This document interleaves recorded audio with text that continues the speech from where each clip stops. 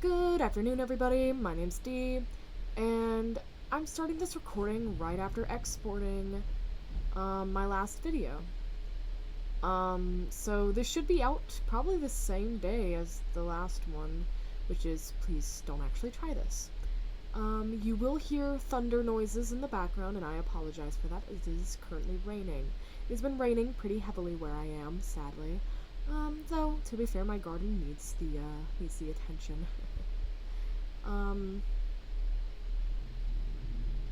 This, like the last one, will be another ritual pasta, another pretty popular, famous one, The Devil's Game.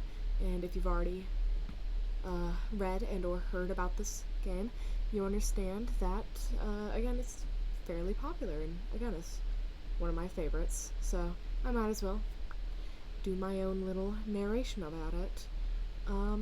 And let's go ahead and get started. Pray, for devils have no reason. Satan waits to curse your ways. Have you seen it in his eyes in the sunset? Have you wondered if he's laughing when he plays?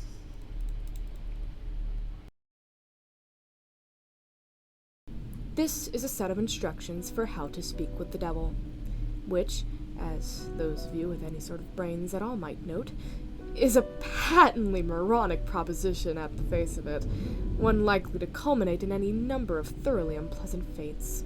Honestly, it would probably be smarter to publish your credit card number on Facebook, or take up a career in crocodile wrestling. But then, that isn't going to stop you, is it? Not if you're sincerely interested, at least. Technically, if you do everything just right, there's a fair chance you'll walk away scot-free. And that seems to be reason enough for some people to decide that it's a great idea, especially if you're the fate-tempting, thrill-seeking, scare junkie type, or the desperate type. Which brings me to a point of clarification I ought to make. This is not a manual for making any kind of Faustian bargain, the sell your soul type deal. Although if you happen to bring it up in conversation, he certainly wouldn't be one to refuse. Following through with such a foolhardy bargain, however, would necessitate removing some of the protections which you will be putting in place for your conversation, and I don't think I need to spell out for you why that would be a bad idea.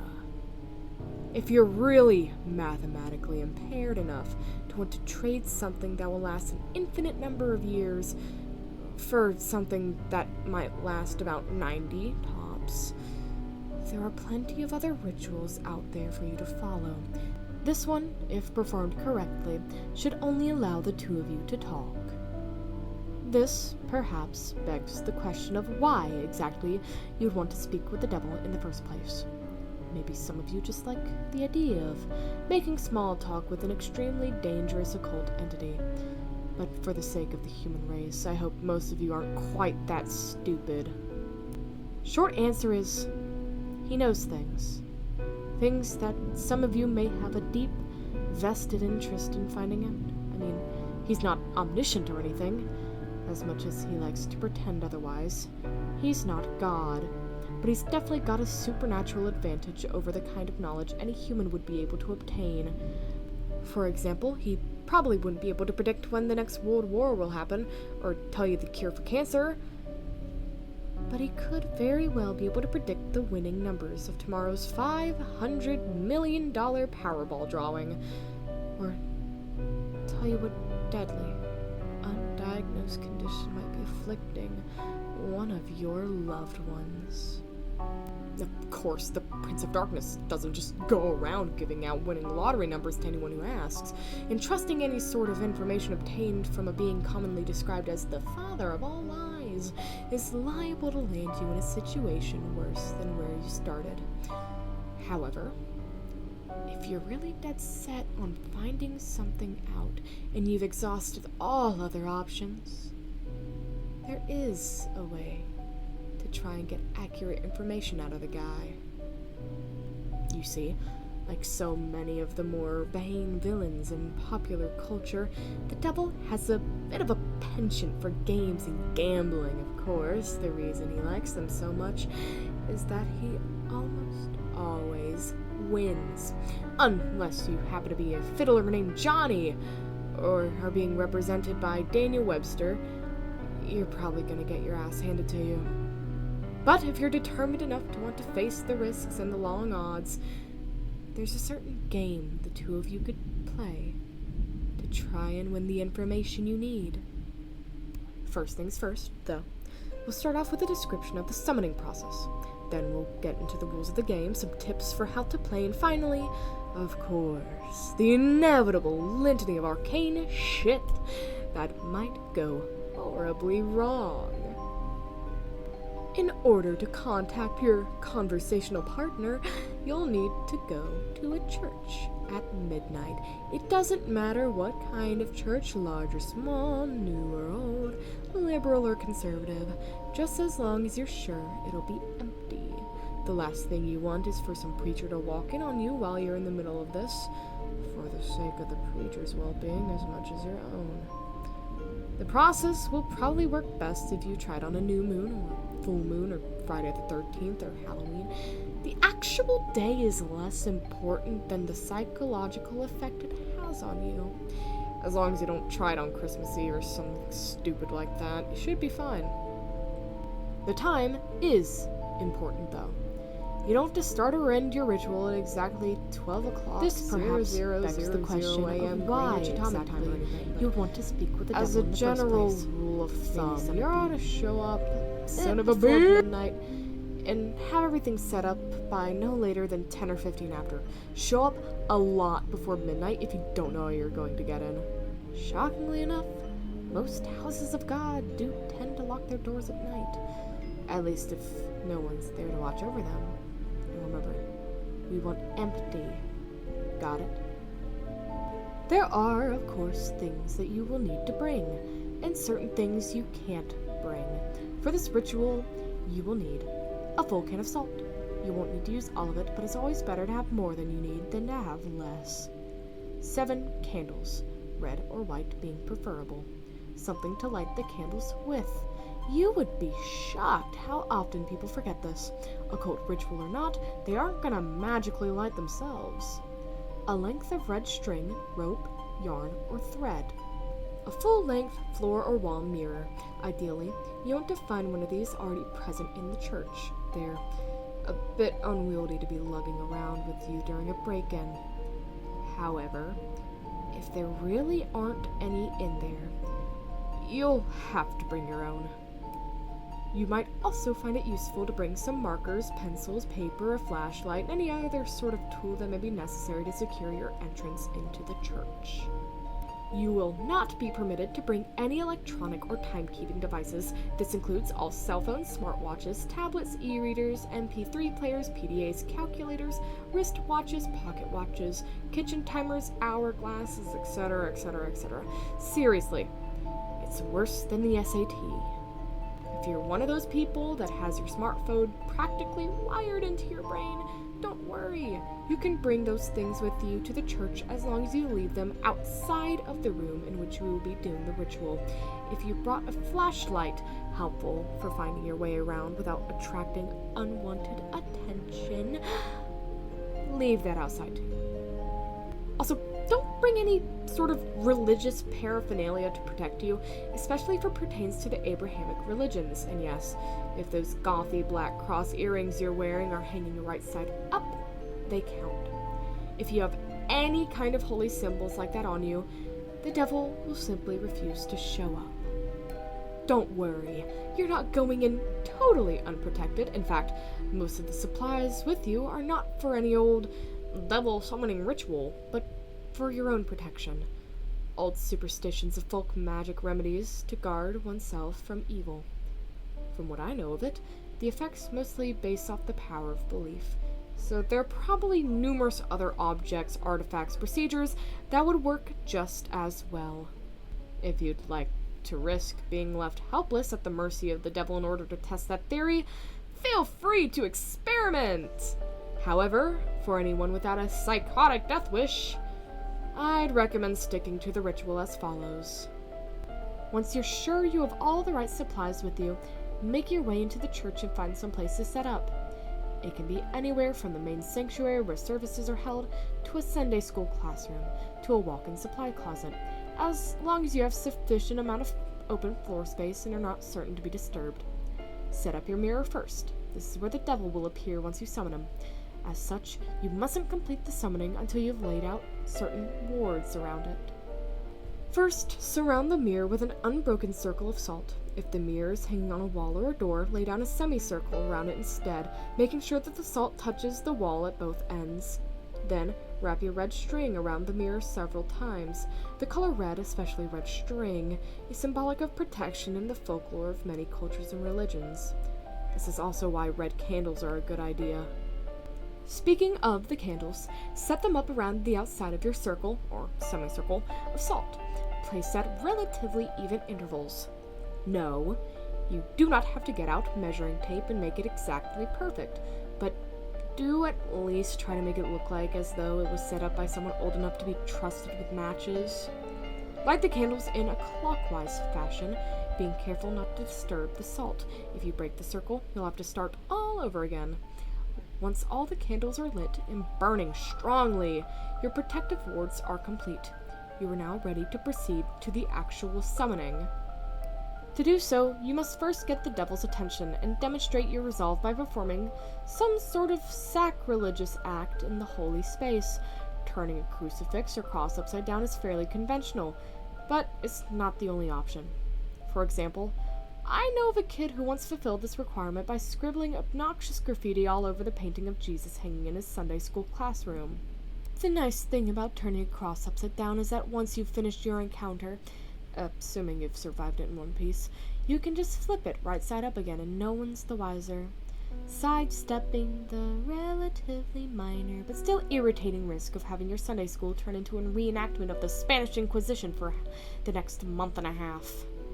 After you're finished doing whatever offensive thing you decided on, shut all the doors to the room and turn off all the lights so that the space is lit only by the candles. Face the mirror and stare deeply into it, concentrating on your desired outcome. There are no incantations, no arcane strings of Latin you have to recite. Just look into the mirror and wish as hard as you can for the devil to appear there. After a few moments of this, when you feel ready, close your eyes and count to 10. Then open them. If all has gone correctly, you will no longer see your own reflection. You will be looking at the devil, or at least looking at the way the devil has chosen to appear to you. Chances are, he won't look like your conventional red-horned demon with goat legs and a pitchfork, nor any other sort of terrible apparition. No point in scaring you off now. Better to lure you in, make you feel safe. To that end, he generally takes on the appearance of a fairly attractive, nondescript human being. If anything, he's prone to vanity and will lean towards the more attractive end of the spectrum. The only really frightening part of him will be his eyes. No matter how hard he tries, he can't hide the sinister gleam smoldering deep within them, the malevolent amusement and hunger, like the eyes of a spider contemplating a fly struggling in its web. They're supremely confident, those eyes. Confident and without pity. Don't look into them too deeply, or you will start to feel hopeless and paralyzed with dread, losing all your hope and your will to fight. Since you'll probably be just standing there, staring at him in shock for a few moments, having at some level expected for the ritual to fail, he will initiate the conversation by asking you what it is you desire from him. If you can gather your wits enough to string together a coherent sentence, you should respond with something like, I wish to challenge you in a game of question and response. Even if you don't get the words exactly right, he'll know what you mean, and he'll accept your request with a wide, predatory grin of anticipation. He's been playing this game for a long time, you see, and he's very good at it. Most humans, on the other hand, are very bad at it. This gives him a chance to, at the very least, thoroughly mess with your mind, and at most... well, we'll save that for the litany of shit that can go wrong. You'll have to play it very smart to avoid justifying his expectations. The general rules to the game are very simple, with a few caveats that can make things more complicated. He'll begin by asking you a question. He always initiates the game. This can be anything from a simple piece of obscure trivia to a riddle to an extremely personal inquiry. Don't worry. You won't be immediately plunged into hell if you get the wrong answer or anything like that. In fact, he won't even tell you whether you got the answer right or wrong. After you've answered his question, you get to ask him one in return. Now, here's where the consequences of your response comes in. If you answered his last question correctly, he will respond to your question as honest and accurate as he is able. However, if you answered it incorrectly, he is free to lie to you as he sees fit. Perhaps you've asked him something you're better off not knowing. He'll tell you the truth about it anyway. More likely, he'll feed off the most insidious, damaging lie he can come up with. Either way, after he's responded, he'll ask you another question, and the process will repeat over and over until you decide to call it quits. Now, you may be sitting here thinking that it sounds fairly easy to get the information you need. All you have to do is wait for a question you can answer correctly, and then take that opportunity to ask him what you really want to know, ignoring everything else he said.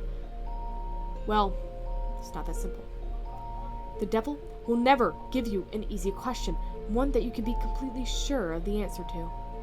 He may, instead, give you questions that you have some vague knowledge of, that you think maybe you know the answer to, but aren't really confident, thus forcing you to endlessly second-guess yourself, obsessing over whether or not you can trust the information that he gave you next. Perhaps you'll think that what he said was a lie, wish it was a lie, but be eternally consumed by doubt, unable to fully convince yourself that you were wrong.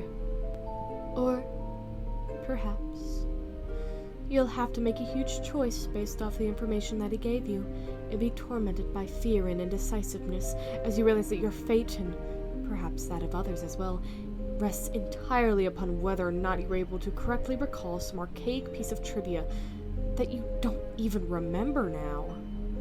You'll never remember the exact questions the devil asked you, by the way.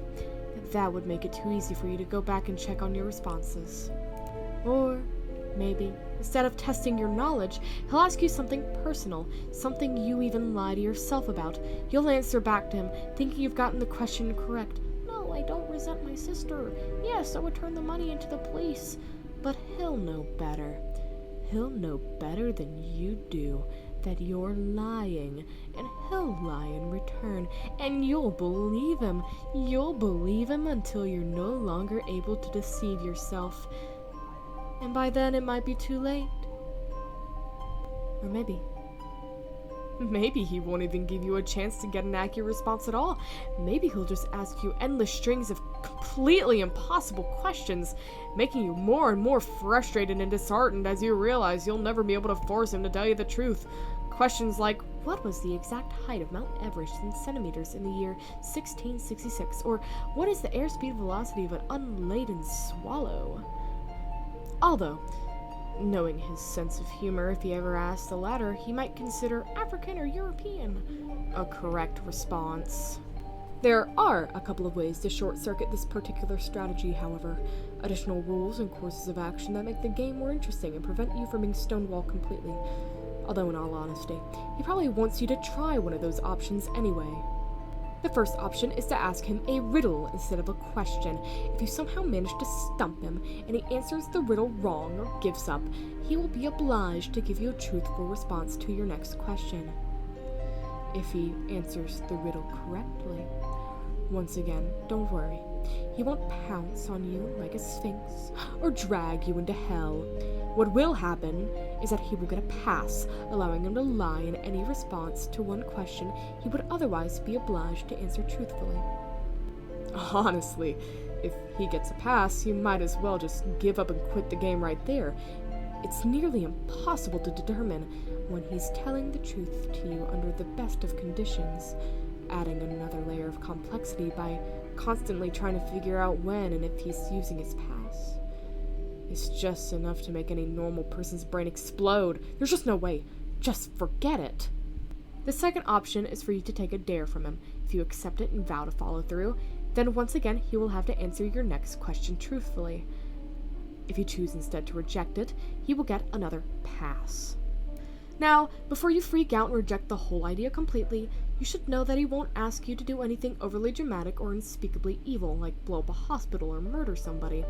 As a rule of thumb, most dares won't involve direct loss of life or any major felonies.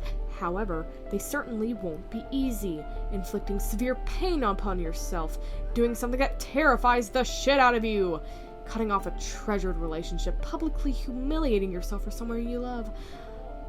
All of these things and more, things you might not even be able to imagine, are completely on the table. If you're willing to go that far, to put yourself in that kind of position, you'll get your answer. However, if he manages to come up with the one thing you know you simply can't or won't do, well then, once again, you might as well just quit. One last thing. Don't think you can just tell him that you're going to do something and then not do it. If you accept a dare and then you don't follow through with it, well, let's just say that there will be consequences. Just suck it up and keep your promise, no matter what it is. Trust me, you're better off that way. Finally, whether you've gotten the information you wanted or given up on it completely, you may end the ritual by simply thanking the devil for accepting your request, bowing politely at the waist, and bidding him farewell. The surface of the mirror will seem to swim and flicker for a moment. Then you will be looking at your own reflection again. Only when you are absolutely certain that you're looking in your own two eyes again, may you turn away from the mirror, flick the lights back on, and begin dismantling your protections. Now, and this is important, even if you haven't gotten the information that you wanted, you must end the ritual in this manner before 66 minutes have elapsed. Well, I suppose that technically you could have 66 minutes and 6 seconds. Subtle, right? But if you're seriously going to try and cut it that close without any sort of timekeeping device, you're probably screwed anyway. I cannot emphasize enough how important it is that you keep this time limit. I'll save the reason behind that for the end, but don't skip ahead. I've still got a few important tips on how to play. Be careful what sort of personal information you give out.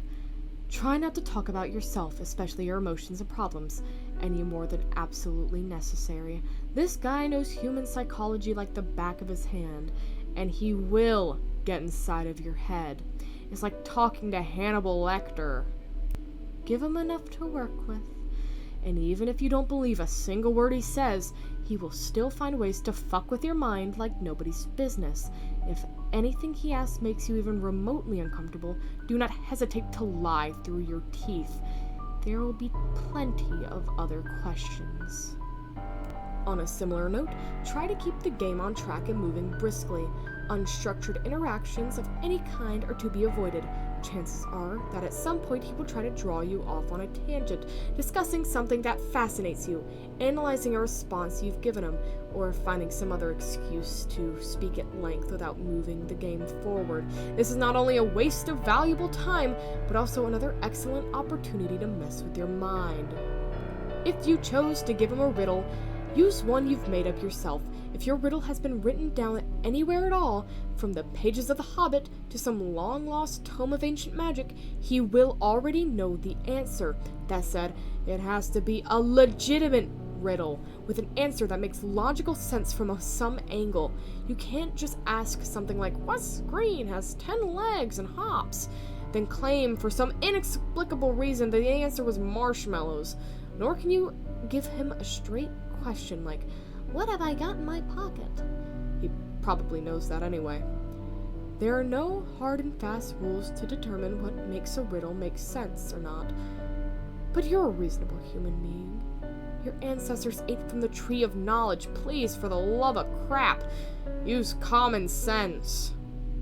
If you chose to take a dare, there's a slight chance that the devil will ask you to do something seemingly easy. Deliver a letter, for instance, or scribble a 10-digit number in a public restroom stall. If he does ask you for something like this, and you have even a shred of common decency in you, do not accept. Chances are that he's using you to further some sinister plot, one liable to ruin a lot of lives and harm a lot of people. Who knows? Maybe you're the type of person who doesn't really mind throwing an unknown number of total strangers under a bus to find out what you really know.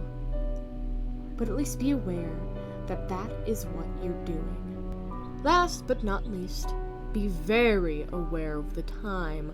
It may be helpful to do some practicing beforehand and get a feel for how long an hour is without a watch. The devil will probably put off discussing the things you're most keen on finding out for as long as you can, and as you near the 66-minute deadline, he'll start trying harder and harder to distract you, captivate you, or otherwise keep you playing until it's too late. He'll string you along, feed you little glimmers of false hope, keep you thinking just a few more minutes. I'm almost there. Don't fall for it. Don't go over the time limit, no matter what. Now, you would be thinking that this game really doesn't sound all that dangerous so far. Threats of psychological damage rarely seem to carry the same weight as threats of physical damage, even though their costs are often just as great. Hate to burst your bubble, but the game is far from safe. There are plenty of ways for you to seriously screw yourself over physically and mentally, not to mention spiritually. And it is with these that I will conclude, in the vain hope that they may make some sort of impression. First, while you are speaking with the devil, do not let him out of your sight. Keep staring into the mirror no matter what happens. He will undoubtedly try various tricks to make you look away. You will hear noises behind you, feel eyes on the back of your neck, see phantomy shadows writhing in the depths of the mirror. A cold breath will blow upon you from behind, smelling like the crypt. A deep silence will settle, only to be interrupted by a loud smack directly behind your head, giving you about the worst jump scare you've ever had. Hell, the devil may even abandon a measure of his own dignified facade to give a sudden jump of fright and shock, shouting loudly and pointing behind you with a very convincing look of terror on his face. Whatever he might test you with, you must not look away from him.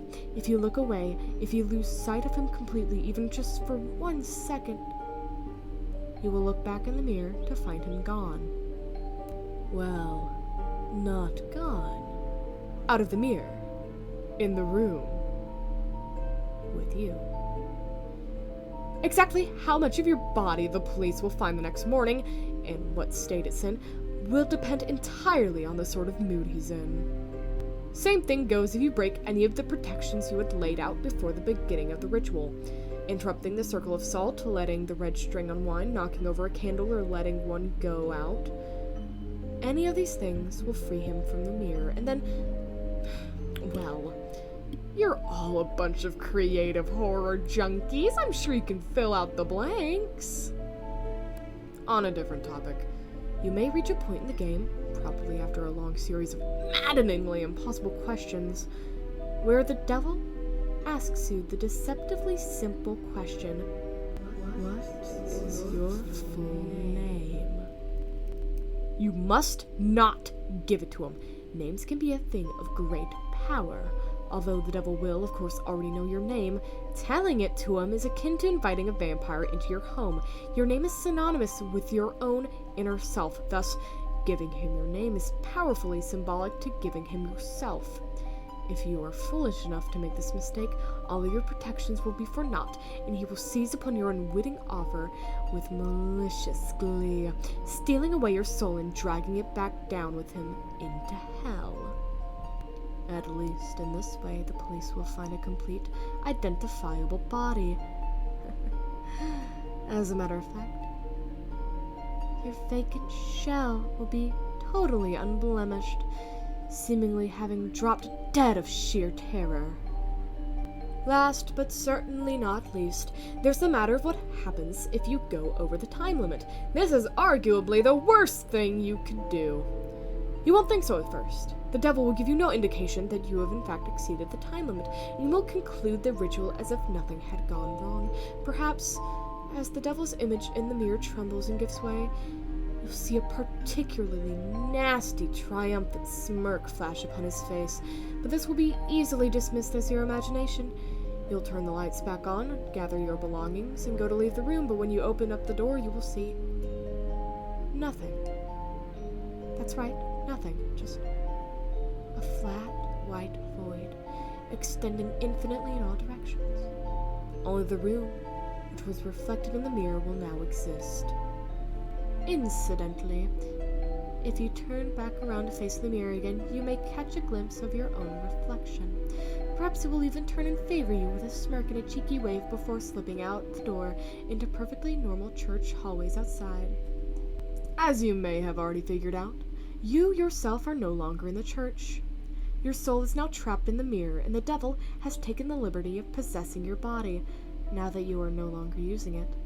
Pound on the glass and scream all you want, you'll never get out on your own, and no exorcist can help you, but don't worry. It's not like you're in hell, right? At least, not necessarily. What you have to understand, see, is that a human soul stripped bare of its flesh is a deeply volatile and vulnerable thing, especially when trapped in the land of the living. You are now an entity of purely mental properties, and as such, the barrier between what is real to you and what is imaginary have been completely dissolved. As you fill that reflected room with your anger, your sorrow, your fear at being trapped, these emotions will begin to coalesce, given form by your mind. If you're not particularly imaginative, these creatures may not be too terrible, may not be able to inflict too much horror and pain. With time, you may even be able to teach yourself to get rid of them.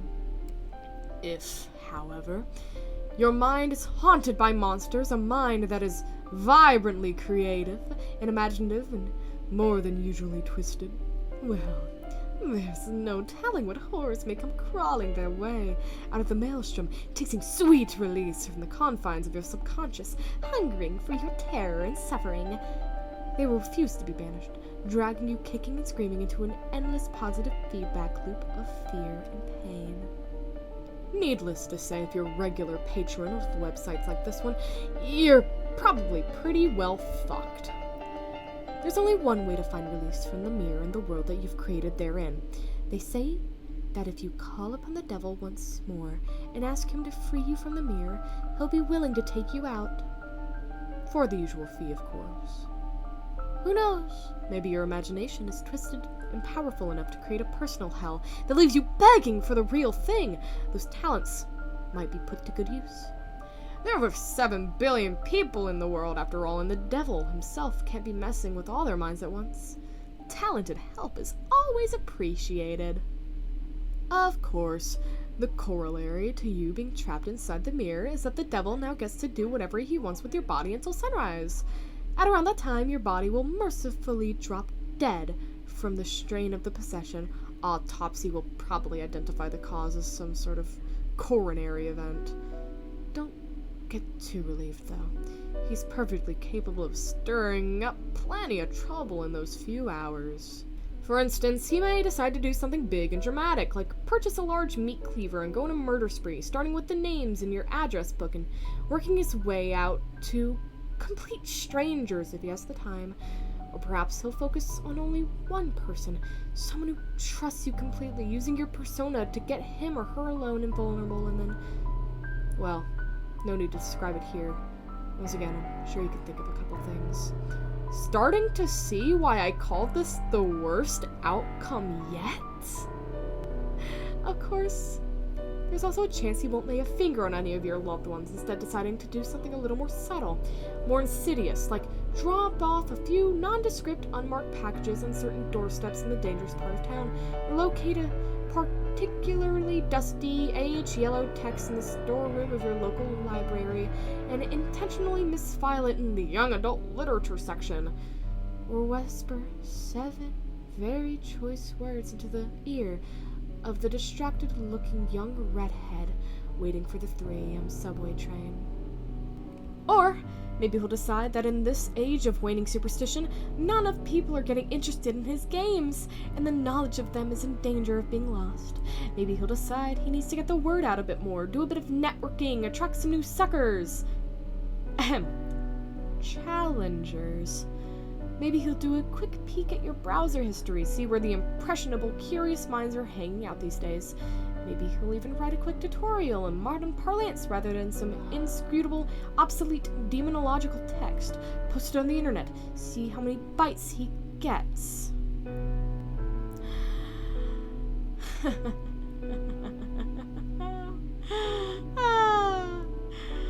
Maybe I shouldn't have gone there.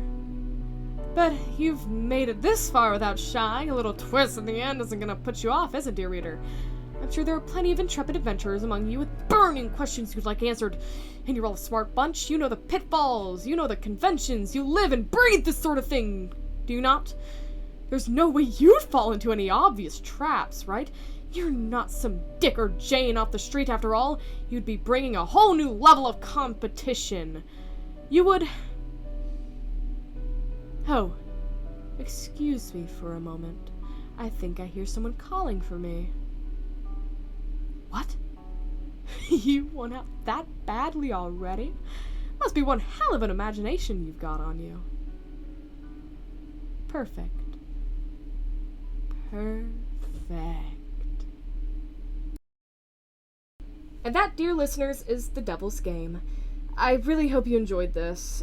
This should be a double upload day, so this should be coming out directly after I finish, God, what was the name of it? The Three Kings Ritual. I'm not gonna sit here and think about it too long. I got suddenly pretty inspired to, like, do these recordings today. I don't know why. I just got blasted with sudden inspiration, so here I am doing them. I might actually do a third upload today, maybe, if it, you know, I find something a little shorter. I don't want to do a full 30-minute recording like I just did. Not again. So yeah. Wow, this is almost 40 minutes. Shocking. But I will give it to you. This was fun. This was really fun to record. It did take me a lot longer than I'd like to admit it took me. This is because I kept fumbling over my words. So yeah, I do have a couple bloopers that I'm ready to show you, and then after that, we'll go to the end screen. Oh my god. Ooh. Thank you to everybody for watching. Like and subscribe. Oh my god, what was that? Whatever. Like and subscribe. Thank you so much for watching. There are a couple of ways to short-circuit this. Short-circuit. Ooh. Hold up, I need to record this.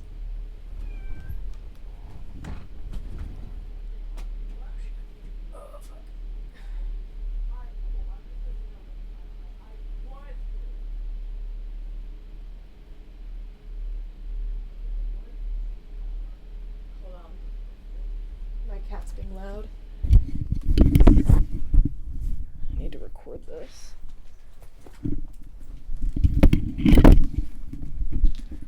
Duchess!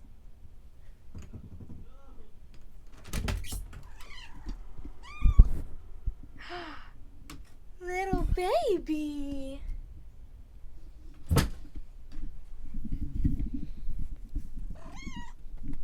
Oh.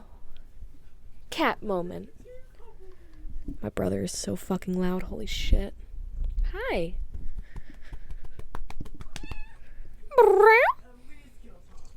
You're so sweet. You're gonna be really annoying during recording, aren't you? Why do you smell like poop? Oh, did you just get done shitting? And then you came to me and decided to be nice? You absolute bastard! No, you smell like cat litter and shit. I hate you. What the fuck? I'll still pet you, because I love you. And you're so smelly. You are so stinky. I need to give you a bath really bad. Listen to that.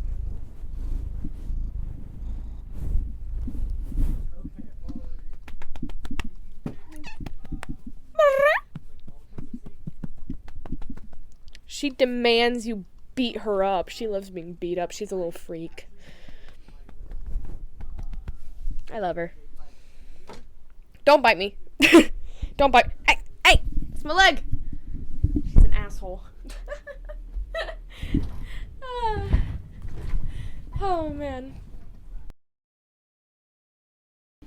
This is a set of instructions for how to speak with the devil, which, as those of you with any sort of brains at all might note, is a patently moronic proposition on the face of it, one likely to culminate in any shit.